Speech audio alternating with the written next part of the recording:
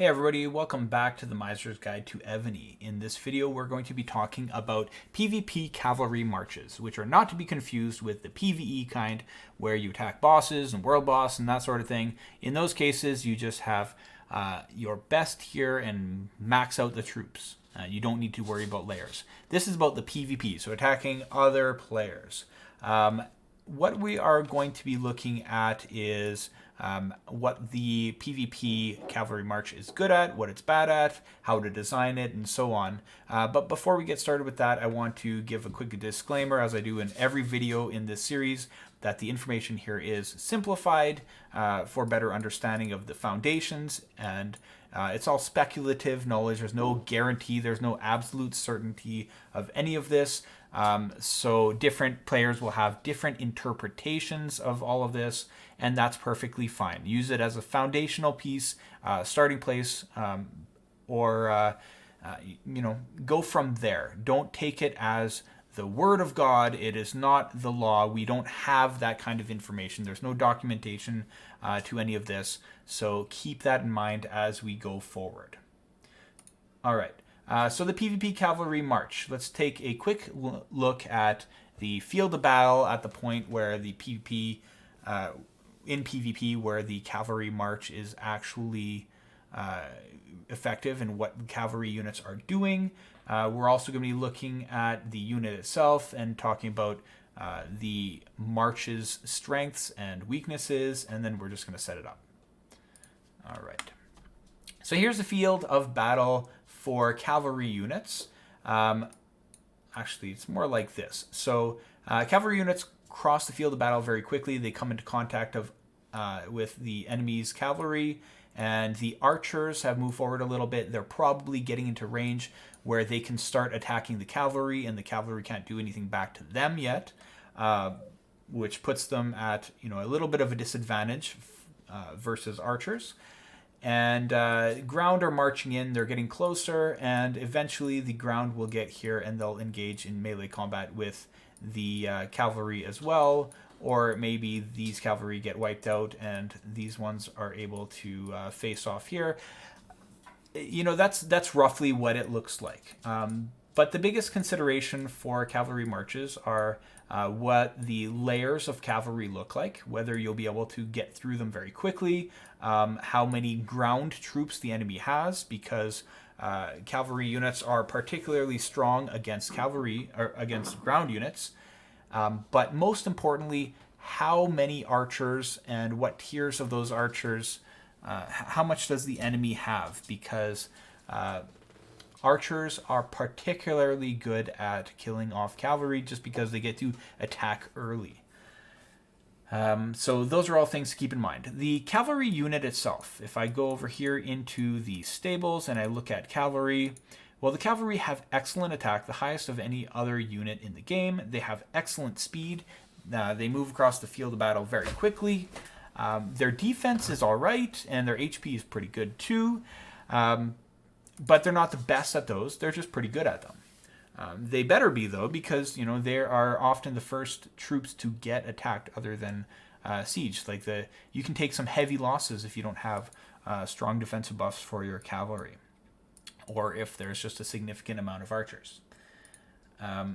So important things to know: cavalry cross the field of battle very, very quickly, and they meet, cavalry and ground first on the field of battle, but they're also being attacked by archers. If the cavalry can make it through the cavalry layers of their opponent, they can really decimate ground. And the reason that they do so is because their strong attack, they're the strongest attack in the game. If you have a significant amount of cavalry that make it through, they're going to deal a lot of damage to the ground units. My cavalry attack is pretty much equivalent to the defense of my ground units, but the attack of my ground units is not even anywhere close to the cavalry. So cavalry can really come through and blow through these defenses and the defense and the HP of your ground units. They're just so effective at killing ground units, provided that they make it through all of the archer attacks. So the strengths of cavalry. Solo attacks and rallies of cavalry can wipe out an enemy's ground. And I mean, if your enemy has a lot of ground, one of the best ways to deal with that ground is with PvP cavalry marches.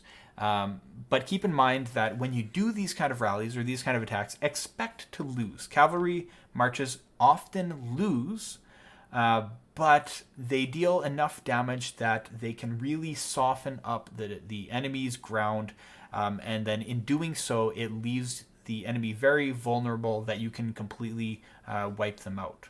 And without that, there's no other real good counter against ground, so it's kind of a necessary reality. You want to use cavalry to get rid of the ground so that you can wipe out an enemy completely. But you can only do so when you have already gotten rid of the... Here it is. Already gotten rid of the archers.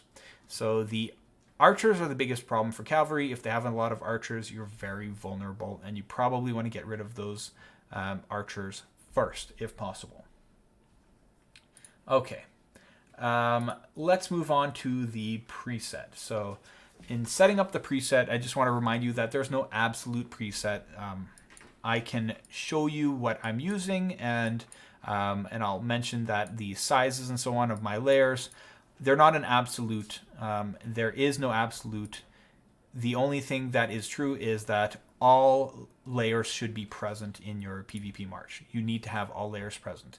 Whether it's 1 or 1,000 or 4,000, it's not as important as whether they actually exist. So let's get started with a demonstration of what the PvP march might look like. I'm using Baybars because I don't really have a PvP cavalry general, and I'm using him for bosses, so I can just convert him to a PvP march pretty easily. I'll start off over here at the bottom and take a look at my initial layers.